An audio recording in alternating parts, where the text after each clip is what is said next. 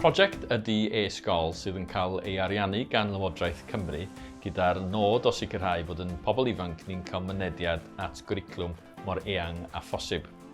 Trwy lwyfan e-sgol, mae ysgolion yn cael eu huno ac yn gallu cyflwyno cymysgedd o ddarpariaeth ar-lein a wyneb i wyneb i bobl ifanc drwy Gymru gyfan. Mae addysg yng Nghymru yn newid a gall e-sgol chwarae ran i sicrhau i bod nhw'n ddinasyddion sydd yn barod ar gyfer y byd newydd, ffres, modern hwnnw sydd yn aros amdanyn nhw tu hwnt i fyria'r ysgol a hefyd i bod nhw ar flaen y gad yn y ddarpariaeth sydd ar gael iddyn nhw. Mae gwaith ymchwil yn profi y gall yn dysgwyr ni lwyddo llawn cystal os nad yn well trwy ddilyn rhaglen fel rhaglen e-sgol. Mae cydweithio efo'r ysgol yn profiad ni wedi bod yn un hwyr a phersonol. Da ni'n gwybod union pwy gysylltu efo'n ganolog yn e-sgol os da ni eisiau unrhyw fath o arweiniad neu os ganddo ni unrhyw gwestiwn i'w ofyn.